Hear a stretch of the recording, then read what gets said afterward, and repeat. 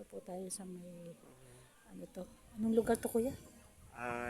Sa Dao, Upper Santo Niño, Ayan, sa Dao Upper Santo. District, Tagbilaran.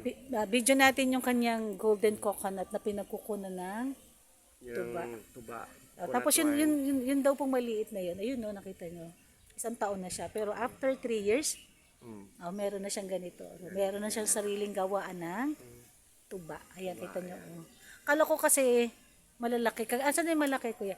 Yeah. Ay, ito, pinakamalaki. Ayan yung pinakamalaki dati. Doon lang daw sila, yun, no? Yung, ano, Ganyan daw katataas yung dati. Tama ba, kuya?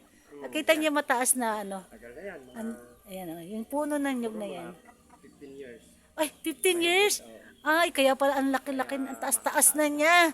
So ngayon, medyo mahirap kunan niya ng tuba. Kaya dito na lang tayo sa mas mababa. So golden coconut.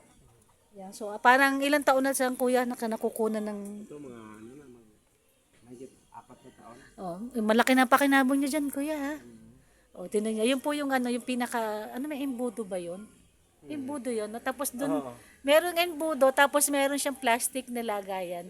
Doon niya pinapatulo yung tuba. Oh, yan. Tapos after yung ano, piniperment na magiging suka, tapos lalagyan ng color. Ayan. So, kita niyo na, guys.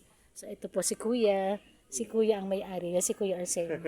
Yan, yan. Baka po gusto niyo umorder ng suka. Ang sarap ang suka nila dito sa may... Pure na suka talaga. No, pure ang suka nila. So, nagdi-deliver din po sila.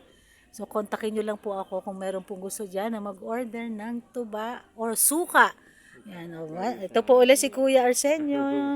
Yan, so, yan, si Kuya po yan. So, salamat guys sa pagpanood. Keep on watching. God bless everyone. Ingat po ang lahat. Mama, love you.